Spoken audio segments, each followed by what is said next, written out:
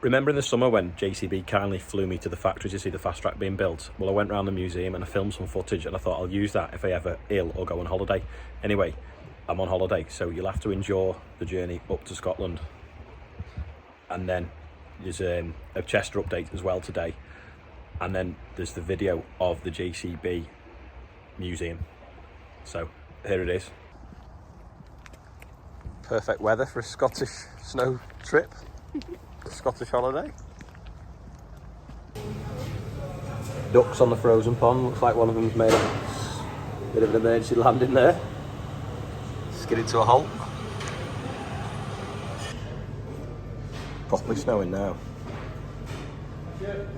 T-Bay services. Big rock in the middle. Some snow on the roof. Big leaf. It's snowing quite heavily. Don't know how far we're going to get up north, but we'll keep trying. Just at T-Bay now, well, just leaving T-Bay now. We come in sat on. It's only been parked up 15 minutes. Good job I've got the snow chains in the boot if I need them. Epic fail. All the snows fell off there onto the seat. So I think we're probably the only ones heading to Scotland, and everyone else is heading out of Scotland. So that must be good to do with the weather. There's a bird in the bin. I'm trying to get someone's food out. It's making a mess. 40 minutes north of Lockerbie.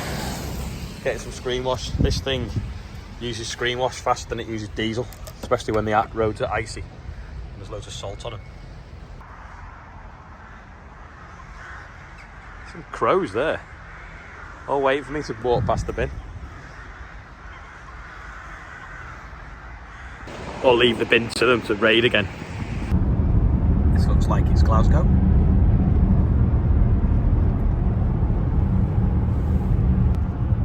That some sort of football stadium behind the trees there.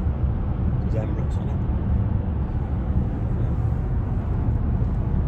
Loads of built up area. Skin Bridge, is it? Over a river.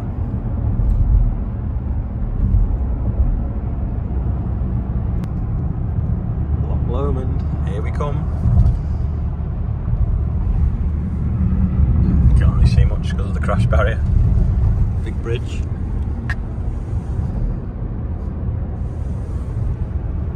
Destination. A case going past there with a dump trailer on.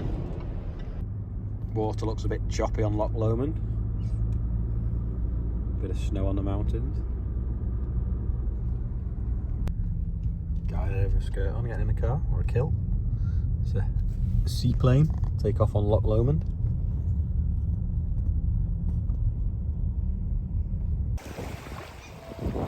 Ducks on Loch Lomond, near islands in the middle of it. That was much snow here. You know it's a big lake or a loch or whatever, so it's got a sandy beach. That's why all the Americans go to the lake, because they're so far from the sea, because the lakes have beaches in America. So last night I bought another combine. It's a remote control, so I need to figure out how I can raffle that for all the hay. So if anyone knows how I can do that easily to sort of like collect the raffle ticket money and pay it direct to all the hay, let me know, but we'll raffle it off for Christmas. Try and post it somewhere. It's not too shabby. With the view of the loch. Don't think I'll be sitting out here, it's freezing.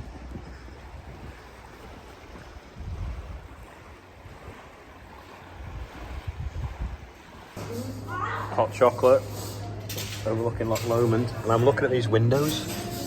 They're very similar to how you seal the case windows.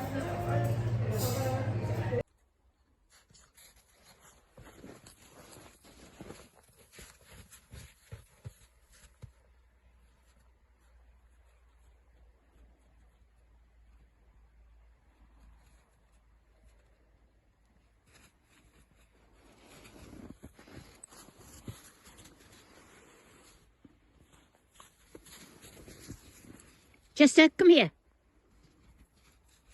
Good boy.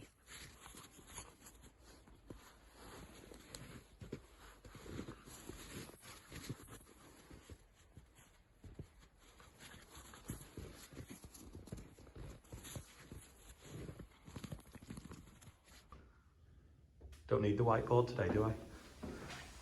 So we'll see when we get up there, but it was essentially based on a really lightweight backhoe that he saw. He was on a trip over to Norway or Sweden. Came back, basically bought one of them, ordered it and had it shipped back here.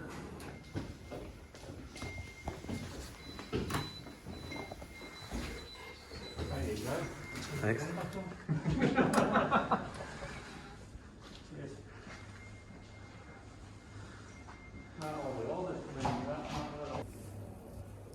I could spend an hour or two in this museum, but basically this is the JCB story. So originally, Mr. JCB used to work for the family firm making this kind of stuff. So like pulpers, saws, stationary engines. Then he left, went to a workshop similar to this one, 28 Derby Road in Derby, and built a tipping trailer with that welder that he'd bought for £1. Started making trailers. Then went over to Sweden, I think it was, or somewhere like that. Saw a backhoe loader on a tractor and thought, that's a good idea. Why don't we put it on the back of a loader tractor? So started making these, which is like is a Ford's major tractor with a JCB backhoe and JCB loader. And if you look how simple that is for the slew, it's a cog on a ram. That was really good. Then he started making loaders for different tractors. We got a hydraulic loader, so it's like a little bit like the JCB robot with the loaders on the side. So it's got like a lot of lift height for the size of it. Then it went on a bit further, and this was like the original sort of JCB 3. So that's what evolved into the 3CX. Loader on the front, his own cab, his own tractor really, and a side shiftable backhoe, which meant that you could dig close to walls rather than sort of like on an arc if you were pivoting. Then we evolved a bit further into that one, which is a 3C, and also the dancing diggers, so proving the power of the hydraulics by lifting the machine up with it. And you could park a car underneath it as well. And then, like a little interesting fact here, JCB do a calendar, never knew that. Why have I never had a JCB calendar sent to me? And then this is the vault with all the patents in that JCB own, or most of them. And then, like me, Mr. JCB was very into number plates, so he had to buy 10 scooters from Blackburn to get JCB 1 to 10, which is now on all the different fleets. So we're not important enough, we got picked up in JCB number 4 after the helicopter landed. So I presume JCB number 1 is on his own car. He also has a bit of an aviation fetish, so these are the planes that the JCB have used over the years. Come this way to that HD one there, and then the helicopters over the years, and that's the one we came in today. There's another 2 on order apparently. And then this, just like Chris and Danny's next door, they've still got one of these, but theirs has white wheels. The first sort of telescopic loader. This has been totally restored. And then over here we've got bulldozer with the engine at the back and the sort of bucket thing at the front. I think you used to call them drots. I do like this because you can see right underneath it. So you can see the rear diff, rear axle, must be the part brake there on that shaft, transfer box, engine, clutch. It's a nice touch. Wire rope, so it's flexible. If you get it stuck, it doesn't bend the things. Don't know who invented the 4-in-1 bucket, but this is probably a 2-in-1 bucket because it's a blade, a bucket, and then a clamshell. They call them 4-in-1s now because they have pallet forks on the top as well. Oh, there's the original trailer he made. That's the original workshop. Just scaled down, obviously. That's the original trailer. That one over there is one of the second ones he built, which is a hydraulic tipping trailer. A timeline here.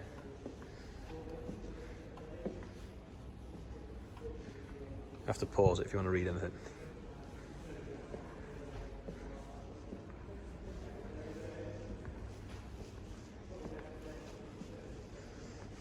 I remember having that poster on my wall when I was little.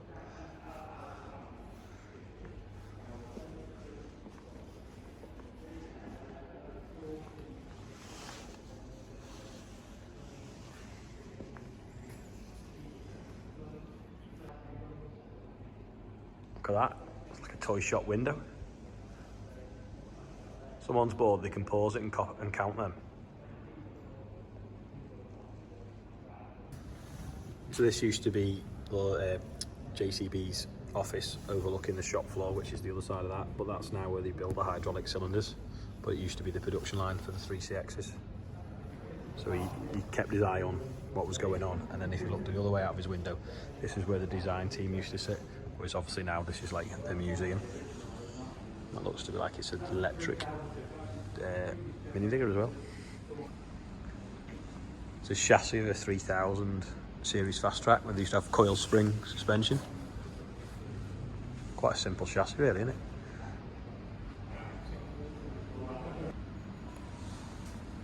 Big JCB skeleton.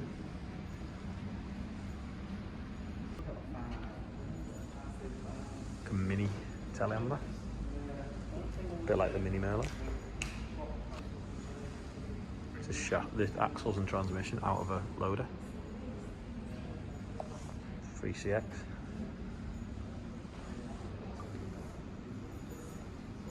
And all the different times at all the different factories.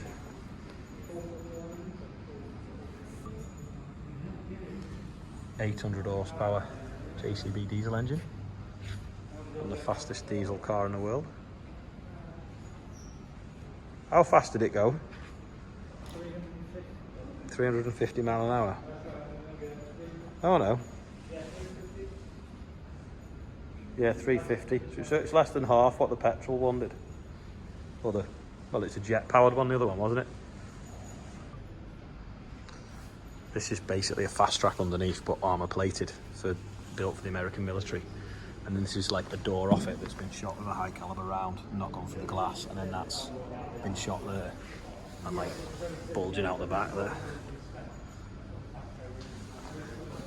Probably weighs about 20 tonne.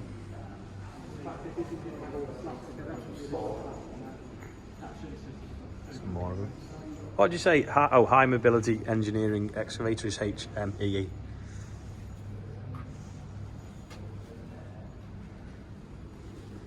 Like a telehandler. It's got a lot more weight in the back, that one. Be handy.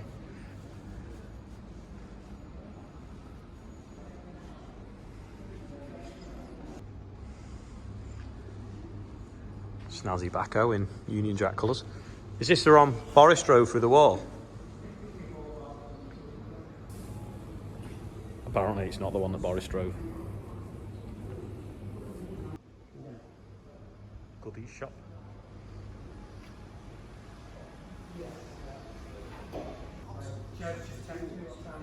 Yeah, so at the moment it's going up to Delford now. We're not quite sure whether it'll be okay. Is that the classic coloured livery? Yeah, so that's a normal backhoe. It was done in the like 1970s. 200,000 load all. Imagine how many they'd have sold if they'd have just designed them a bit better for the ag market. Yeah, so that was the JCB Factory, sorry, that was the JCB Museum. Anyway, if you want to flick over to Tom Pemberton's channel, you can see me buying the combine in the auction as well. So that's on his channel that's gone on live today. Anyway, thanks for watching. Hopefully tomorrow, more interesting stuff from up in Scotland, wherever I am, or wherever I get to. And also, I've got some tractor footage that I can add in as well. So see you tomorrow.